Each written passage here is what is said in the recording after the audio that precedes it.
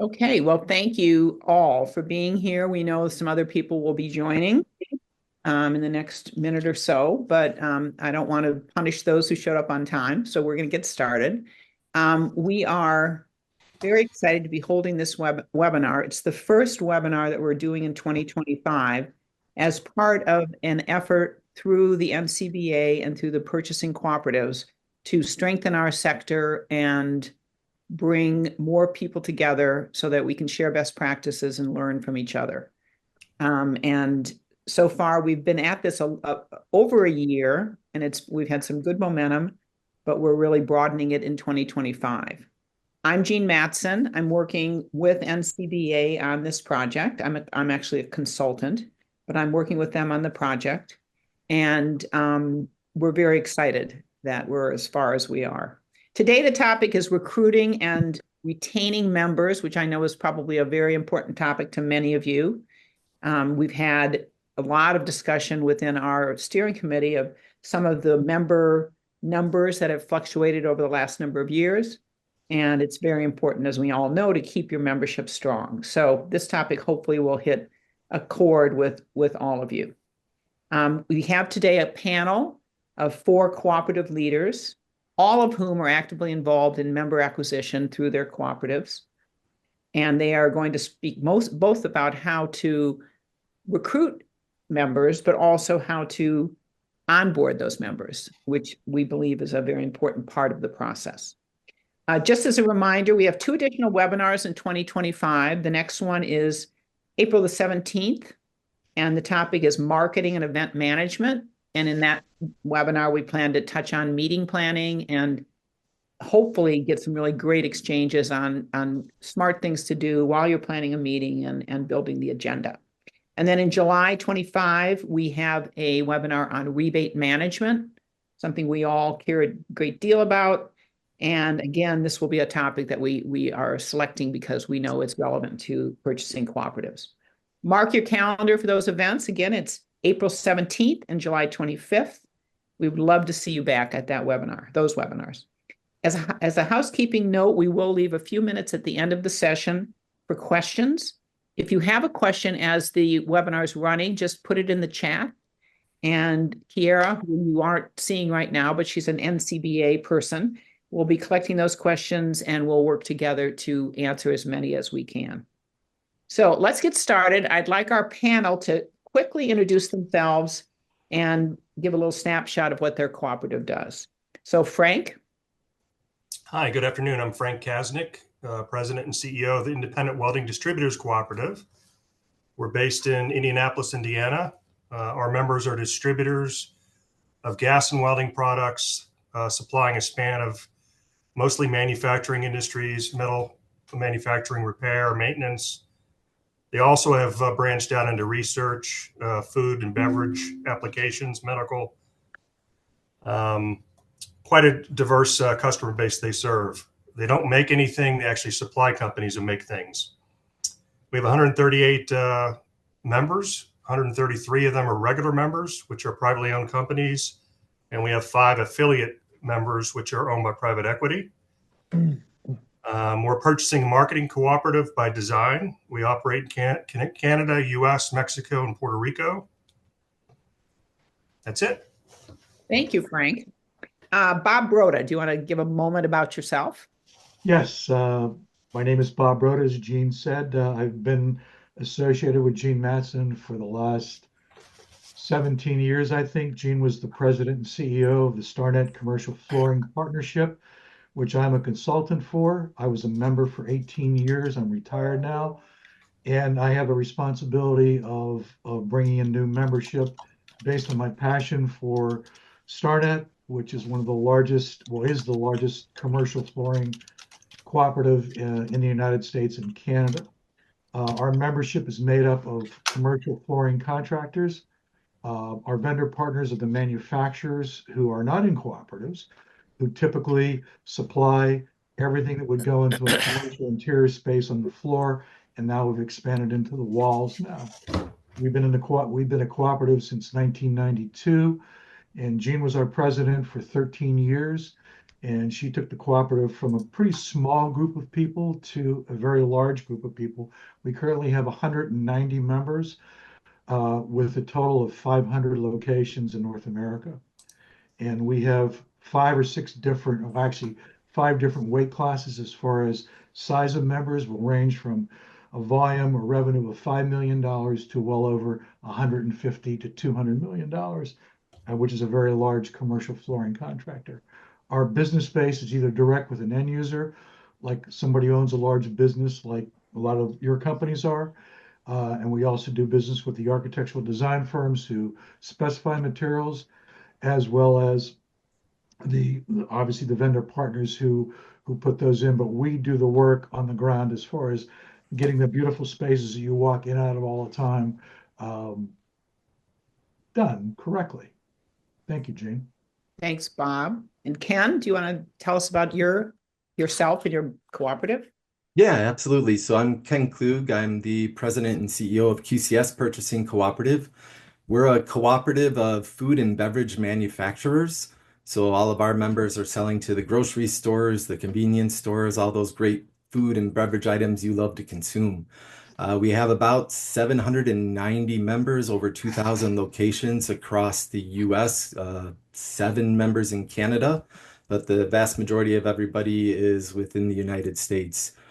Within our membership, most of them are family-run organizations, 50 to 250 million in annual revenue.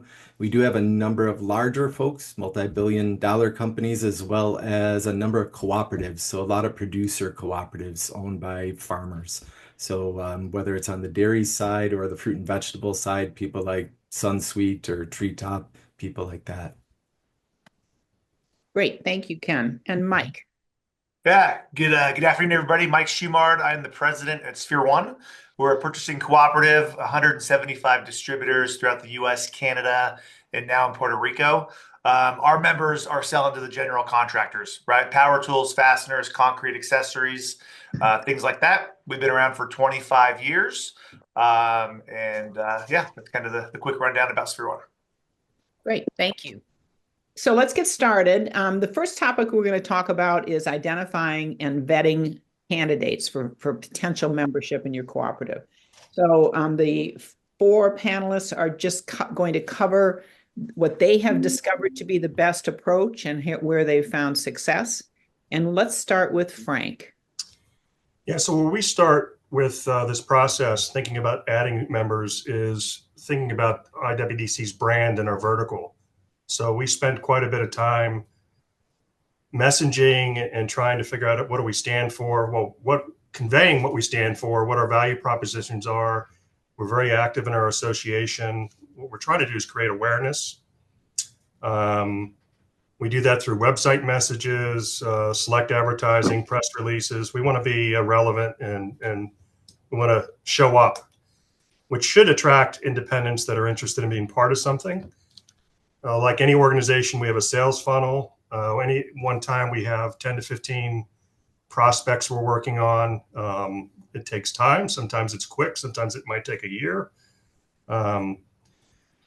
We get, besides, projecting ourselves to our industry, we also get referrals from existing members, oddly enough, in other people's geographies, not theirs. We also get some recommendations from the vendor community.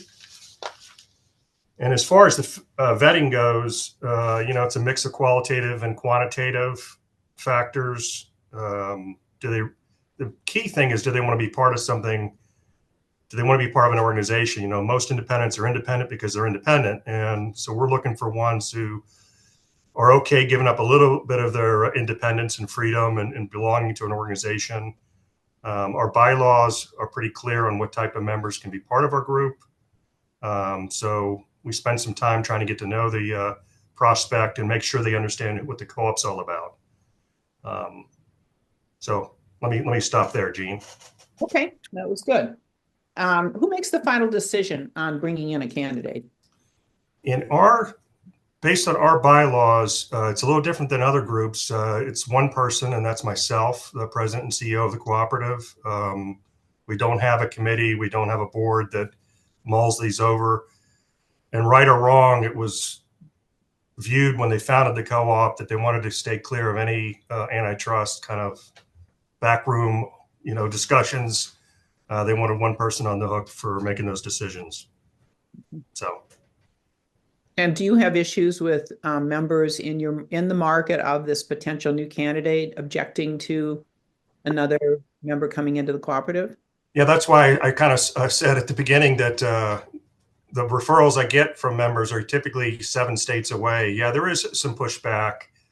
I think most of our members know we need to grow and add members as long as it's not, typically in their geography.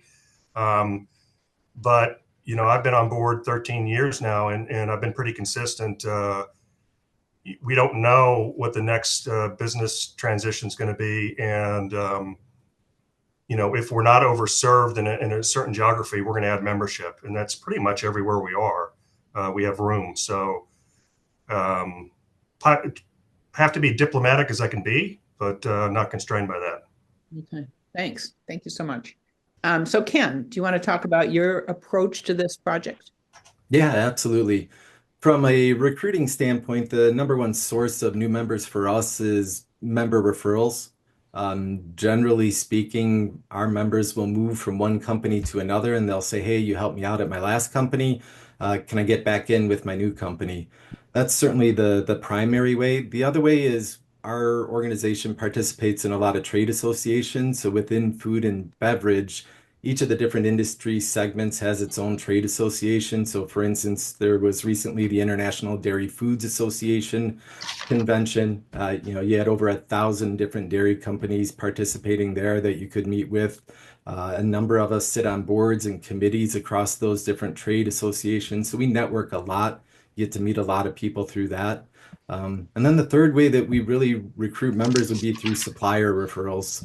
A lot of times we'll have a supplier come to us and say, hey, this person could benefit from your program. We'd love to see them be part of the co-op, and we'll kind of put them through the process. But from our perspective, we have kind of this ideal member avatar that we bounce everybody off of. I think we bring in 7 to 10 members a year, probably turn away 20 to 30. We look at a number of things. The bulk of our business is in the dairy industry, and if you've seen much in the news about dairies, there's been a lot of bankruptcies in the last 5, 6 years, whether it be Borden or it's Dean Foods. So because we take the credit risk on through the central bill process, we're very deliberate about the people that we bring in. So we take a lot of time on the front end to make sure that they're a good fit. It's not somebody just trying to leverage our pricing to negotiate on their own. Make sure it's somebody that wants to be engaged in the cooperative and participate. Really just somebody that is a manufacturer and not a distributor of items. We do much better with the manufacturing side. Okay. And who makes the decision in the end? So the board. Brian on our team does kind of the first initial vetting, works with the accounting organization, passes it on to Laura and her team, and then they bring it to me to put in front of the board, and then the board votes on it. Mhm. Very good. Thank you. Sure. So Bob, how does StarNet handle it these days? Well, StarNet is a little different than the panel members. Is we're a marketing cooperative. We do not control or set any prices for our members. We're in a kind of a unique position. We're the largest, uh, and we consider ourselves the best cooperative in the commercial flooring space. And new member prospects seek us out. I turn away probably 10 or 15 members who don't qualify for what our standards are each month.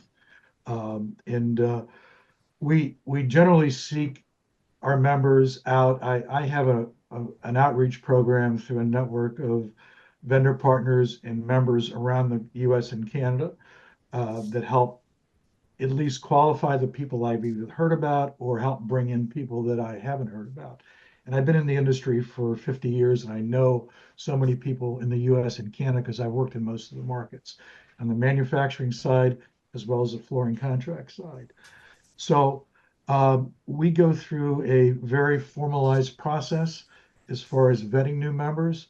When someone applies for membership, I send them a membership application. They complete it. It has to meet our minimum standards, and we have um, our cooperative is funded by um, I hate to use the term rebates, but through vendor dividends. Let's put it that way. And that's how the cooperative operates. And the membership shares in the overall cooperative dividends over the course of the year. So they have to bring in a minimum amount in order to do that. So we go through a formalized process. I put together an overview of the prospective member. Then we have a 12-person membership committee, which we convene when we have a new member who wants to come and go through the interview process. We conduct an hour-long interview, ask them questions, they ask us questions, we tell them to leave, and we talk about them for a while behind their backs, is what we always say, and then we take a vote. If the vote is positive, it's a quorum of members, then it moves to the membership committee or the board of directors who make the final decision whether that membership comes in, whether that new member comes in or not. Okay. And how many people would you say you hear from every month that's interested in membership? Probably 25 or 30 that are inbound that come through our website. And we do a lot of social media, like everything from TikTok to LinkedIn. We have a couple of young people that are doing some crazy stuff in that, and we're attracting a lot of attention right now in the space.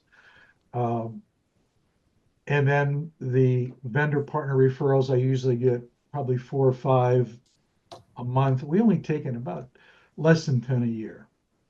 And it's the best of the best that we attempt to go after. Okay. Thanks, Bob. So Mike, tell us about your process. Yeah, thanks, Gene. And I'm going to jump on a quick soapbox here to all my co-op friends that are on this call. New member development should be our number one priority as organizations, right? I'm sure all of you are experiencing what we've experienced at Sphere One, right? Acquisition, private equity getting into your industry, and member selling. Distributors that don't have succession plans, don't have kids to pass it on. What do? They sell. And I think from Rob and my perspective, we've been involved in Sphere One for about 9 years now. And right when we came on, we started losing distributors, right? In the last probably 5 years, we've lost close to 50 to 60 distributors that have sold to the big guys in our space. And because of that, we had to really change the model of how we looked at distributors, change the model of how distributors maybe affected our decisions. I think you all would agree most distributors in your group aren't really excited about you adding distributors in their markets, right? That's a very difficult thing to go through. And we really changed the culture when it comes to new member development. And so I would say getting into where do we get the majority of our referrals from? 99% of them come from our manufacturers, our supplier partners that are in markets, right? That know what's going on. And the way we get that is by always talking to our suppliers about potential opportunities, about markets where we're weak, and things like that. Our manufacturers are usually some of the first to know distributors that are about to sell, distributors that are on the market, right? And so I think it's important for all of us to understand as you look at new member development. Yeah, we're the same as everybody else. We probably, out of every 10 people that apply to get into Sphere One, we maybe bring on 1 or 2, but you got to be networked. I talk to distributors constantly. I'll talk to distributors that are in markets that I know are full, but they're full today. They may not be full tomorrow when that distributor sells, right? And so that's a big piece. And I think Rob, who's on this call, our CEO, has done a great job just really just preaching to our suppliers every opportunity we have is we need recommendations. And it's the biggest focus of our team to always make sure we know who the movers and shakers are out there in the market. Once we find potential distributors, and again, we want to talk to everybody. Even when we know a market's full, we are never going to big time a potential member to say, "Hey, sorry, we're full. We're not going to let you in." We want to talk with them. We want to find out about their business. Number one, volume rules, right? How big are these guys with our suppliers? How big are they in the market, right? You get that information from them. You get that information from the suppliers they buy from. Right. So that's the first piece is, do they make sense? Are they buying from our suppliers? Do they fit the Sphere One mold? Are they good people? Gene and I talked a lot about this, right? I think we all have the no jerks rule, right? We don't want to bring in people that are bad. And it's through that process of getting to know them and getting to understand their business and talking to the suppliers they buy from, you figure that out. And I think the hardest part for all of us when it comes to vetting these distributors is looking at those distributors in your market, the distributors you currently have. And we have a rule, it's a policy, that every potential distributor that we look to bring in, we have to do a radius. Any one of our current members that has a location within 40 miles of that distributor, we have to talk to. And I'll tell you, 9 times out of 10, those discussions are not fun when we're looking to bring somebody on. But so much of this comes back to our messaging to the members. How are we messaging them at our conference, on our webinars and all that? Are we telling them that private equity is hurting this organization? That, hey, 10 years ago, 20 years ago, when Sphere One started, it was easy. We had the prime picking. Let's get the best distributors in each different market.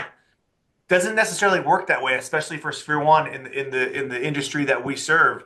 And so our messaging to our distributors is, guys, we just need to find good companies that fit the mold. And if that company's in your market, maybe it's one you need to take for the team. And I think what Rob and I have seen is we've continued to preach that message and continue to change that culture. Those conversations have become easier with our distributors when we're talking to them about adding members in their market. Distributors do not get to veto who comes in. That decision is made first by myself, and then I take it to Rob Moe, our CEO, and our board chairman, who sign off on that potential distributor. But they look at everything. They want to know they want to know everything about that distributor. They want to know what suppliers. We talk to the top 20 suppliers that distributor buys from, that potential distributor. We want to know what they say about them. Rob and Ron look at that. And then every member that has a location in their market, they want to know those comments as well. But then at the end of the day, Rob and Ron are the ones who make the final decision to sign off on those new distributors. Okay, thanks. So you said that Rob and the board chair really are the Chairman. How much of your time do you spend on new members, would you say? I'd say and I'm our president, 30% of my time at least, maybe more. And if my time is not 30%, 40% taken by potential distributors, it concerns me. Okay. And that means I'm not doing a good enough job getting leads to me.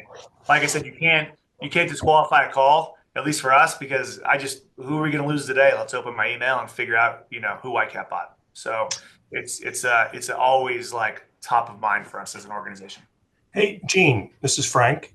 Hey, Frank. Do you mind if I ask a cross question? Because he's just spurred an interest. So, yeah. So, Mike, I was wondering, you're opening my mind a little bit up more about engaging the vendors more extensively than we do. I mean, we do some, but not as thorough as what you guys appear to do. How do you set that expectation that, hey, this is in discovery and, we're in due diligence? Suppliers have a way of talking, and sometimes they talk out of school and they go talk to another member that you currently have. And has that backfired ever, or how do you get their cooperation where they're not just going back into the marketplace and spreading rumors about your valuations, or do you care?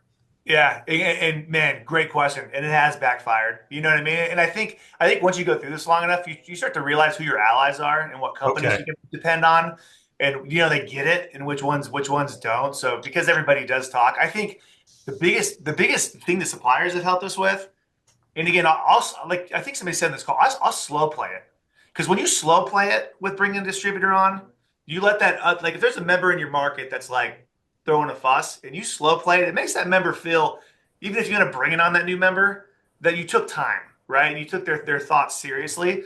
But those suppliers, like every member I'm going to talk to, and they're going to be like, nope, they shouldn't come in because of these reasons. I go back to the vendors and go, I don't know that market. I don't sell in that market every day. The vendors do. Explain to me with the contractors, end users, and they can really give, they can give that clearer picture, you know what I mean, of like what the reality is versus what I'm hearing from the distributor that's currently in Sphere One that doesn't want us to add anybody. Does that make sense? Yeah, it makes a lot of sense. Thank you for responding. And Jane, you might kick me out of any future panels, but I had something I wanted to toss out. Yeah, and I know it'll interrupt the flow a little bit, but it's causing me to think about this. To the panel really is, what do you look for that's a warning when you're thinking about new members? And I'll just give you an example. Obviously, the one would be no succession plan. You're having a discussion and no other families involved. Another one for me that's a buggy boo is, hey, we just want to get access to deals. Well, we have meetings. Well, you're not so much interested in that.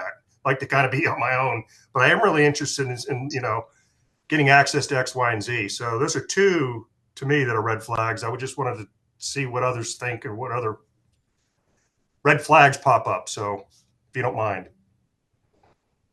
Anyone want to offer thoughts? And it's not just the panel, any of you that are just attending this webinar, any red flags you follow if you have a potential new member and you want to make sure they're going to fit in and have a good cultural experience. Really quick, Gene, are they credit worthy?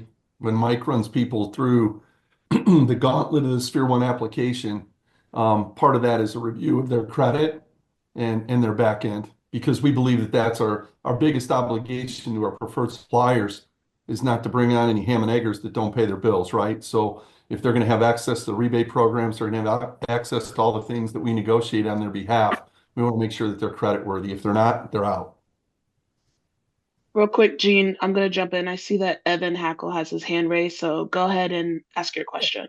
Hey, Evan, sorry, I didn't see that. More a comment that in my experience, the people that say I'm only in it for the rebate and the money, most of the time they become converts. It's just they don't understand the value of the program. So I look really for business acumen. If their business is growing, if they've got a good team of people, if they're smart, a lot of times, a member doesn't know what they don't know. And it's amazing how much people change and transform once they become a member.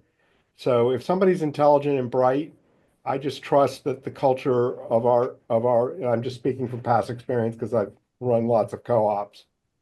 And Robert, you might not know this, even at a time, StarNet was one well before your time. I just look for really bright, good business people. And those statements, I just know once they get in and they meet other bright people, they're going to change. That's my only comment. One question I had for the panel, thank you, Evan. One question I had for the panel, when you're trying to vet someone as a potential new member, and you get the strong feeling that they'll never really be involved. They may be good guys, they have good volume, you don't have a problem that they'll fill in their performance and do all that they need to do for the rebate side of things. But they're just not joiners, and they are slow to get their paperwork in, especially if you're working with the president. Slow to get the paperwork in, always hard to get on the phone, just seems distracted and has other things going on.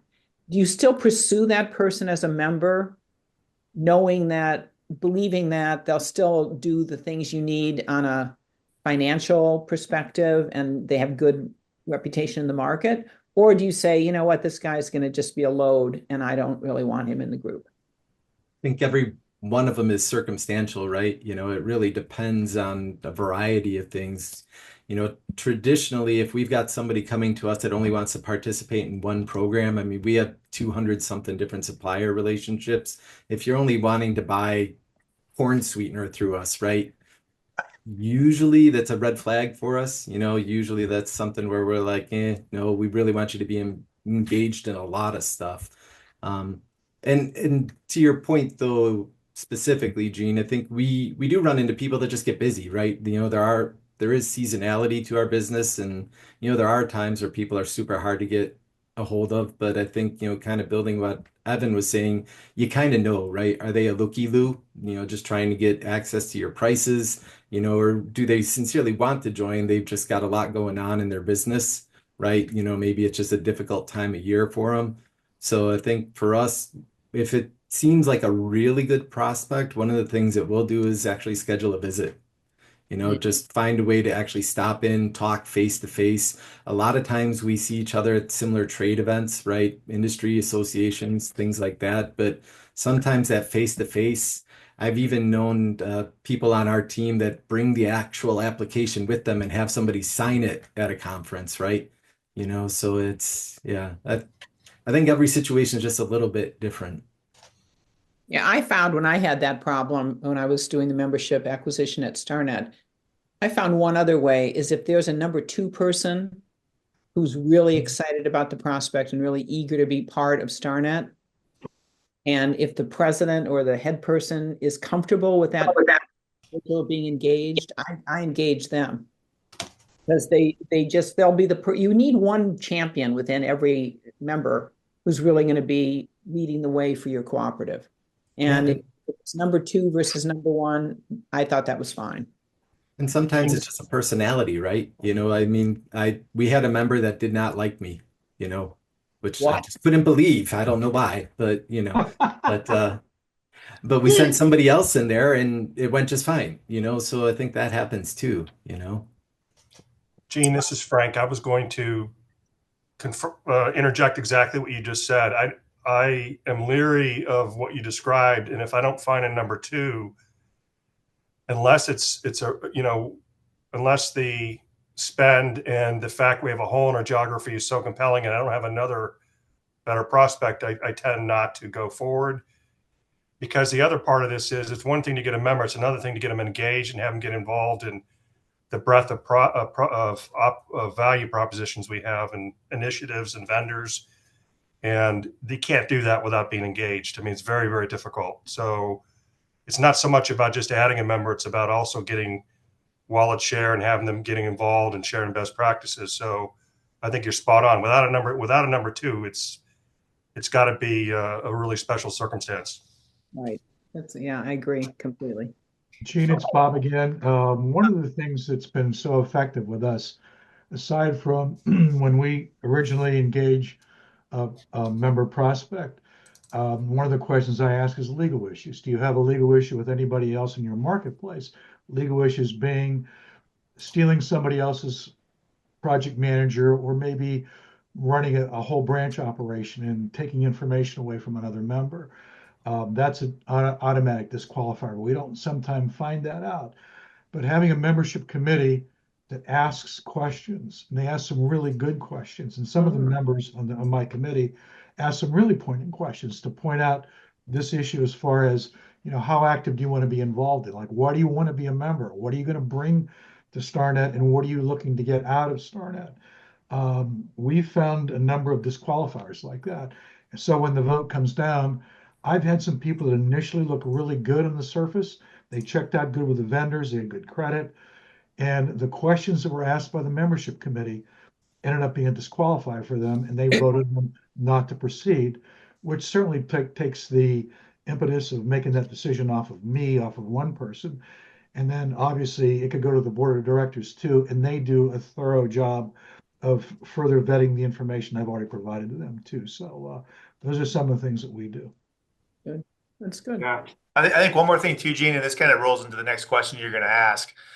Like, I want to check. So these guys, when a new distributor joins, they're stoked, right? Free money with all these rebate programs they didn't have before. Part of our process of seeing if they make sense for Sphere One is looking at all the dollars they're spending outside the group, right? And having them convince me of how they're going to bring that on, and letting them know. I mean, at the end of the day, you can come participate in best practices. You can go to the conference. If you don't vote with your dollars and move your dollars from outside the group to inside the group, then it doesn't freaking matter what they do, right? That's how we show value to our manufacturers. And so we start those conversations early. It's like, hey, you're getting all this free money when you come in, but what's your footprint going to look like 6 months, a year, 2 years down the road? What opportunities, what categories do you want to get into that you currently don't sell that Sphere One can bring to the table? What vendors are you buying from outside the group that we have vendors inside the group? Tell me what that looks like. Why don't you buy from X vendor, right? I'm starting to have those conversations to really set the expectations, because that potential distributor, especially if they want to join, they're going to be the most. I mean, you guys know when you recruit them, they're like, "Oh, I'm all on board. This is going to be great." And then once they join, I'm in the group now. You're not going to tell me what to do, and it becomes a lot more difficult. But starting to set those expectations with them as you're bringing them on of what you need them to do, and then the other thing I do to kind of to gauge if they're good people and if they're in it is I slow play people. I slow play them. You know what I mean? I just drag it out to see if they have patience, to see if they start to turn on me or start to become jerks, and just go, hey, the process takes a long time, and to see how collaborative they are and things like that. A lot of times that's when you start to, you find people where you're like, this isn't a good dude. Like, we don't want to bring them to the group just because you can see their demeanor. Hey, Mike, good to see you. And question for you, how are you tracking spend outside your programs? Yeah, so what I'll do, so we send them. So like one of the first things we do is send them a list of all of our vendors just in an Excel spreadsheet, right? And I'm like, give me ballpark how much you do with each one of our vendors in the calendar year so I can see their current footprint because we do have a threshold to get in. They got to be doing at least $1 million minimum collectively with our suppliers to get in the group. But then they see all the other suppliers in the categories they represent. I also ask them to show me what categories are you buying in from a non-Sphere One vendor and give me those dollars as well, right? Because it's the whole thing of, and that's why I think suppliers recommend the distributors to us so much. Because some people say, hey, why would a manufacturer recommend a current customer? Now they got to pay rebates on business they already have. It's because of that, of how we try to drive organic growth, where they see like, hey, Sphere One really works hard to get their members to support. But it's just through that initial process. Tell me what you're buying inside the group in these categories from Sphere One vendors, and then the one categories you're buying outside. Does that make sense, Nick? Yep. I didn't know it was as simple as sending an Excel spreadsheet. I would be worried about our members being honest. Yeah. Yeah. But that's where you go. So what I do, especially from the ones they buy inside the group, that's like, it's the first process. And then I go reach out to those vendors. And I'm like, hey, X company told me they do $500,000 with you. Tell me what, and then they'll be able to clarify if that's correct or not. You'd have That's a comment interesting on that because also. We do exactly the same thing as Mike is doing. I have an Excel spreadsheet. It's in the application. We asked for their volume in 22, 23, 24, and projected 25 with all of our vendor partners. And I list the vendor partners that are not in there. And if they don't put any information down, that's part of the grilling or the discovery process when I go through the interviews. And once somebody becomes a member, to Sphere One's credit, and I think it's really great that you guys do that. We do this similar thing, but I want to start doing more now that I'm hearing about this, is, our whole push is to support our vendor partners, move product over from one vendor partner who's not in the co-op and give it to vendor partners that are in the co-op. And once do you also have the minimum that Mike has and Rob? we've actually raised the minimum now to $1,250,000, which in our industry would be a person that had annual revenue of somewhere in the $8 to $10 million purchase range, because about 42% of the total revenue of a flooring contractor is in cost of goods sold, less 2% for freight. So, and that is a variety of different categories, but our major categories are finished goods like carpet, resilient, ceramic tile, those kinds of things. And then the setting materials, floor preparation materials like cements. And Mike, a lot of our guys buy from your guys, I would assume, because we use all those tools. So we need to talk offline one of these days. I'd love to spend some time on this. But yeah, that's what we're doing. Okay, well, thank you. That was a great exchange. Let's talk about onboarding. And Mike, why don't I give it back to you, since you kind of started the process talking about your onboarding with new members? You want to give us more details? Yeah, so obviously bringing them on, there's a lot that we offer, just like you guys. I mean, a lot of you guys do so much better than we do with planning platforms and training and all those different things. We try to like break it up. So the first thing we want to do is make sure to connect them with our team, right? And be like, hey, this is Andrea from our team. She handles all the rebate management. All your rebate reporting is going to come from her. We connect them with LBMX, who's our partner for rebate tracking, right? And do that. And we connect them with Catherine from our office. That's going to handle all their passwords and things. But before I don't get into the training and all the other platforms we have. I briefly talk about it, but I push that off. I push it off like 6 months, right? Because the most important thing we want to do, and Bob just talked about it, is like all those dollars you told me you're spending outside the group and all that stuff you told me that got me all excited to bring you on board. Let's start working that plan, right? And so outside of like, you guys probably all do the same thing, talk to them about Sphere One. We all have our PowerPoint presentations about, culture of the organization. Let's start to get to the nitty gritty. You know what I mean? What suppliers do you want to start looking to open up? What suppliers can start to look of maybe, getting you to convert business from an outside vendor to them? And then also too, one of the biggest reasons I think every distributor, we say this in our pitch, every distributor joins for the rebates, no matter what they tell you. They're full of crap, right? They join because they're like, holy wow, look at all this money we can bring in. But my messaging to them, it doesn't become the biggest value. And I think every one of our members would say that.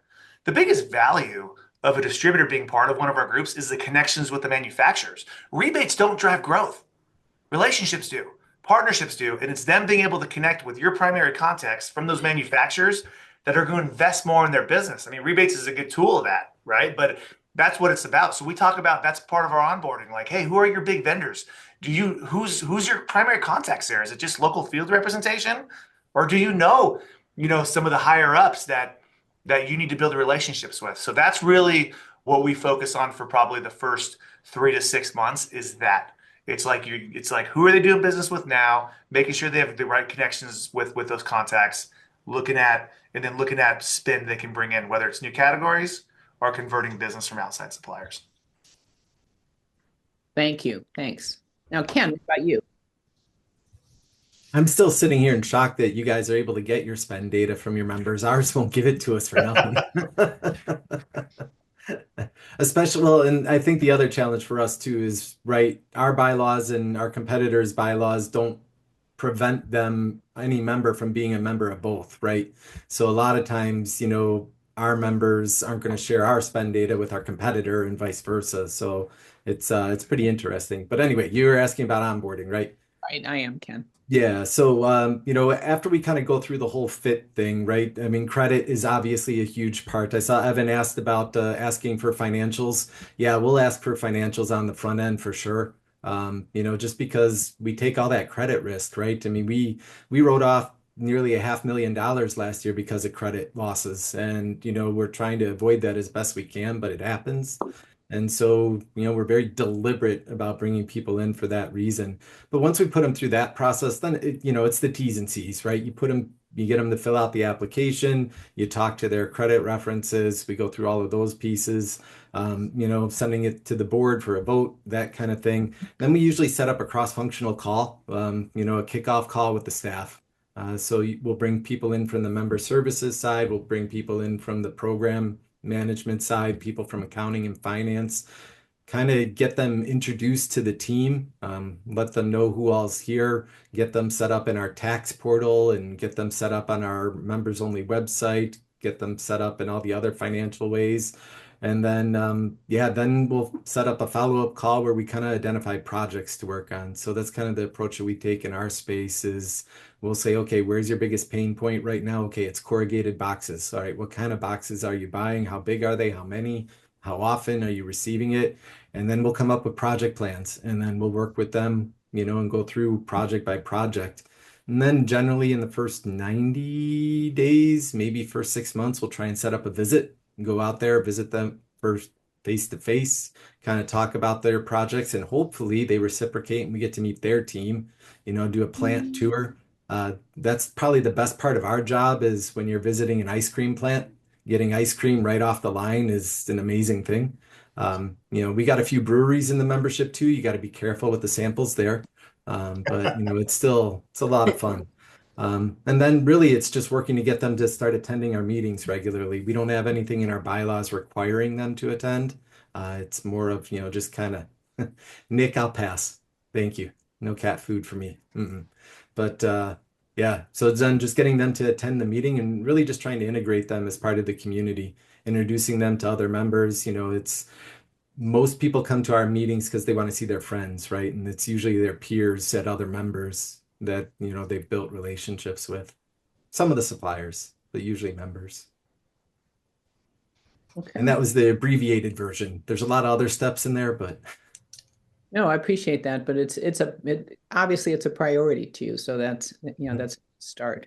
yeah. Okay, thanks. Frank, do you want to talk about your onboarding? Yeah, I'll just be brief. We have centralized billing just like QCS, like Ken was mentioning. So a week prior to them coming on board, when their invoicing will change, we engage with their accounting team. They're typically the purchasing lead, their sales lead, and their owner, and just to make sure they're comfortable with what that change looks like. We set them up on our portal, which is really a tour of a repository of information where they can go get vendor agreement details, how we communicate upcoming meetings, what have you. That's username, password protected proprietary information. So we want to make sure they get active there to get engaged. And the other thing we recently started was at the beginning of the year, doesn't matter when they joined the prior year, we get all the new members and we do a webinar in January, and it basically just walks through the full year. What's happening? What events are there? When are you going to get your dividend? When are you going to get your equity overage payment? Just a myriad of things. Even if they joined last fall and they already went to an owners meeting, it was a blur to them. Now we're really kind of setting up what can you expect going to your owners meeting. So we found that to be very successful, giving them that heads up on how the year is going to unfold. The last point I'd make is that we try to get a long-term member to engage with a new member at each of our meetings, just so they're not lost. So we really try to make an effort in making them feel welcome and tethering someone to them so they don't get lost in the fray. Now, do you ever bring members or prospective members, candidates to a meeting before they've actually joined your co-op? Yeah, I just had a text last night about someone who's been kicking the tire for some time, and they think they want to join the next 90 days. And I said, great, come to our sales and purchasing convention in June and see it for yourself. You get a tour of our headquarters. That's a very, very good way of closing and also giving them what they need, more insight on the co-op. So for sure, it can backfire on you if there's another member sees them that's in the same geography that might not be too thrilled about that. I mean, that there is, a little risk with that approach, but I find the benefits outweigh the risk. How about you, Bob? Do you bring prospective members to meetings prior to actually joining? Let me get off of mute here for a second so you can actually hear my, never mind. Yes, and it's blown up dramatically on one specific situation where we thought the member prospect who wanted to come in, he came to the meeting, acted like the biggest ass in the world, and promptly threw a big fit and left. This is in Colorado Springs a couple of years ago. And turn around, that new leadership in that flooring contract business came along 2 years later. They are now a member, and that person owns the company, but he's no longer involved in anything. But we've invited a couple of people to come to our spring meeting this year in Carlsbad, California, and hopefully that won't backfire in our face. You'll find out. I wasn't the person who chose that, so I'm going to take that out of the equation. I'm a pretty good judge of character. I never would have brought that person out. But in any event, onboarding for us, we do a lot of the same things that the other three members in the panel are doing. We're very specific, and I've created an annual program for onboarding.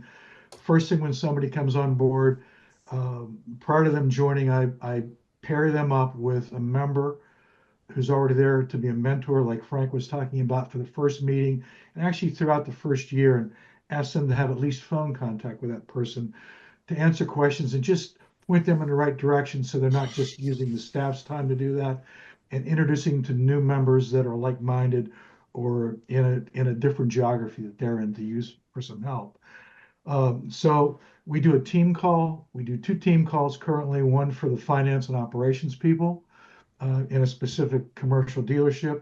Then we do a Teams call for sales, marketing, and leadership in the commercial flooring dealerships that we're dealing with.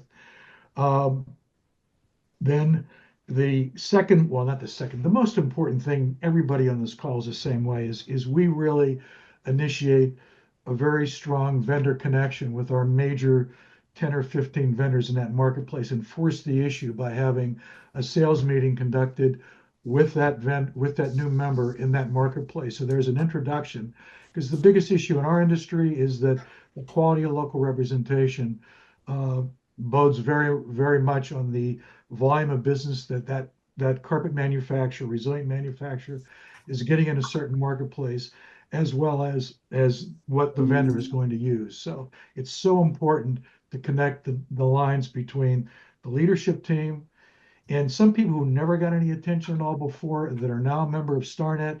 They know the CEO. They typically have already met, again, through our connections, met the RVP locally, and they know the local salesperson who didn't ever want to call on them before. So now there's an impetus for them to do that and spend more time with our members so that vendor revenue is going to a good vendor partner as opposed to somebody outside. And we're very specific over the course of the year with our meetings. We have a mandatory spring meeting. This year it's going to be at the Omni Resort. Anybody wants to come, and in Carlsbad, California, for 3 wonderful days. And then at the beginning of the meeting, before we have our major member reception, we have a special new member reception. And I usually bring in the last 3 years crop so they can share their experiences with the new members. And some of them will just be coming for the first time. So there'll be a lot of good conversations started and a chance for people who are maybe a little bit timid to meet people.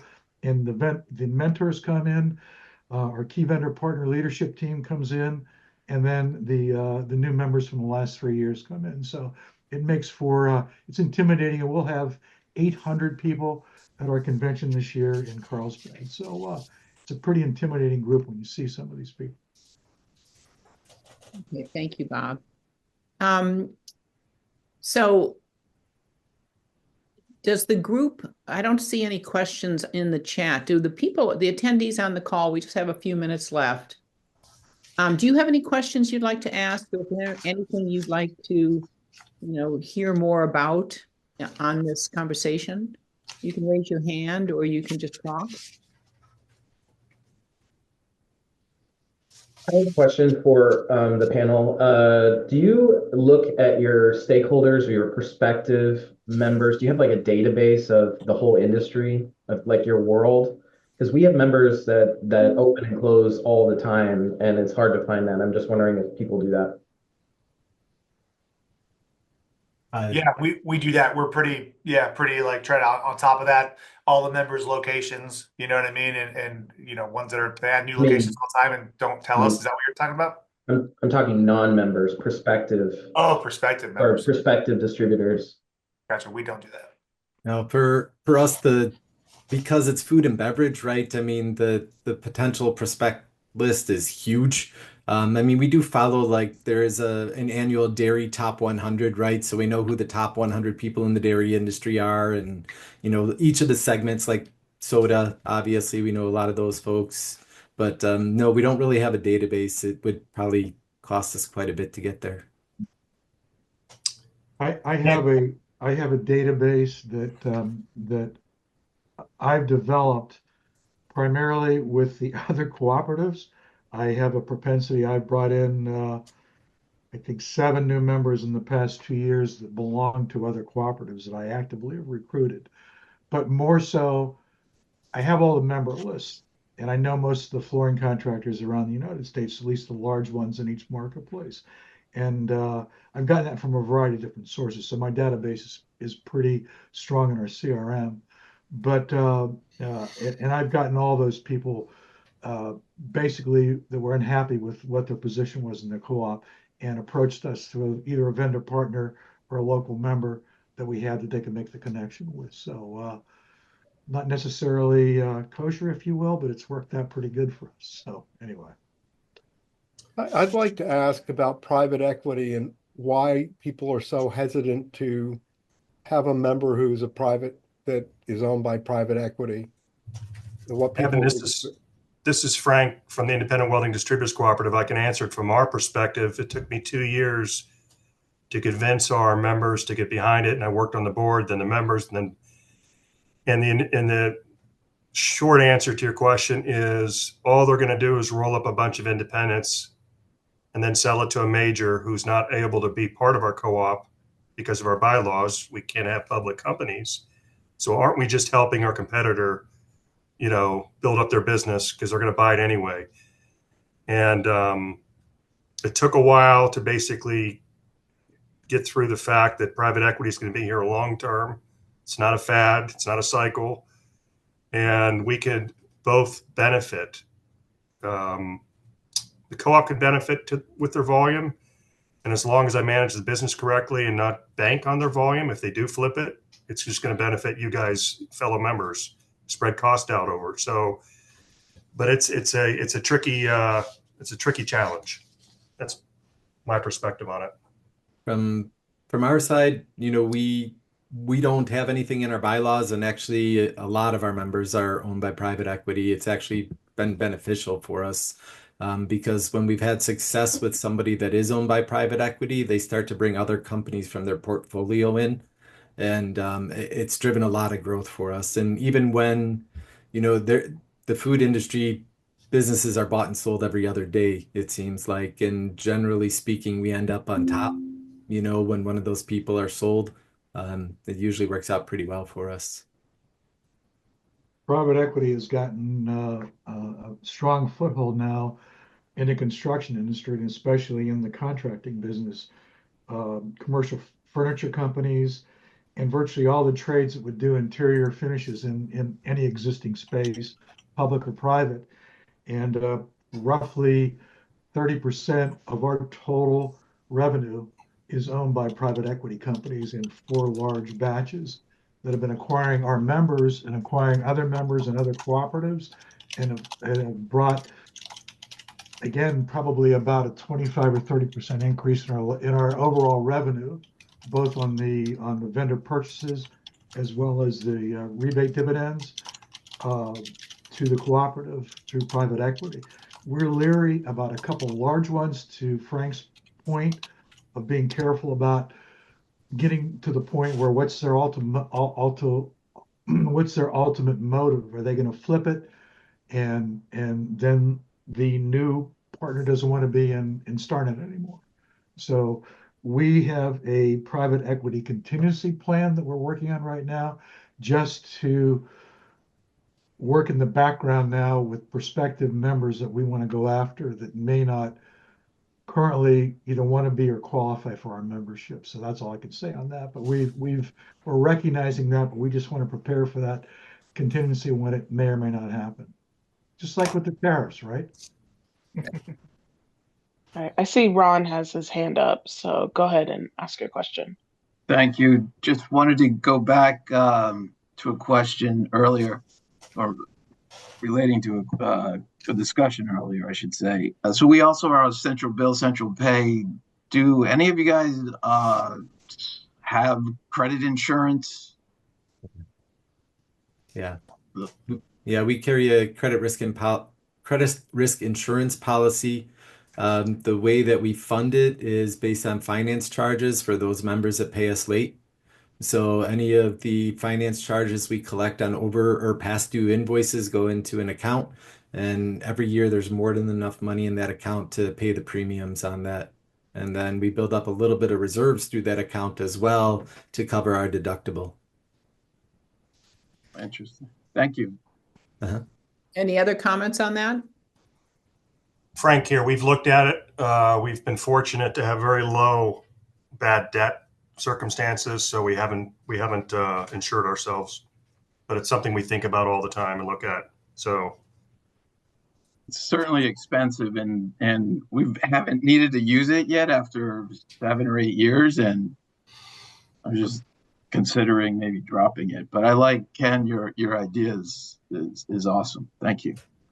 Yeah, unfortunately in our space, and I mean, we've existed since 1937, so we've got a lot of legacy members, and so we don't collect financials from everybody every year. So some of these things just kind of pop up out of nowhere, and I would say, unfortunately, over the last 4 years, we've had at least 1, if not 2, bankruptcies within the membership every year. Hey Ken, what if you don't mind, I'll share mine. But what's your finance charge? What fee structure do you have? 1.5%. Yeah, 18%, 1.5%. Yeah. Yeah. Same here. Yep. Thank you. Yep. We probably stole it from you guys. We don't. What's interesting about our model is we don't bill them for it. We take it out of their accrued patronage. Interesting. Yeah. We bill them for it. That way we get it, because if we were to bill them for it, they're not going to pay it. Right. Okay, that was good. Interesting. We just have a few minutes left. I want to thank you all for attending today. I'm delighted with the turnout and really appreciate the time. You will be receiving a survey, I think today, which is very brief and won't be painful at all, but it's just a couple of questions on how satisfied you were with the content, Any ideas you might have for future webinars? Is Friday a bad day to do this? Would you recommend a different day? Just that type of thing. We intend to keep doing these every year. We like to keep in touch with our cooperatives, and this is a great way to do it virtually.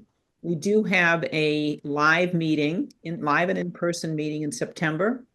And we'll talk about that more in future webinars, but it's the 6th to the 8th of September in Dallas, Texas. And we did this same event last year, which was incredibly successful and really great exchange, kind of what you started to see today on this webinar. And I'm a big believer in learning from your peers. So that's even a more turbo way to do it. So thank you again. Are there any last comments anyone would like to have? Thanks for organizing, Gene. Thank you very much, Gene. Thanks, Appreciate everybody. it. This was awesome. Big thanks to Frank, Bob, Ken, and Mike for your time and effort. You made it a great webinar. Have a great weekend, everyone. Thank Thank you. you, Gene. Take care. Thanks, Good Thanks, seeing you. everyone.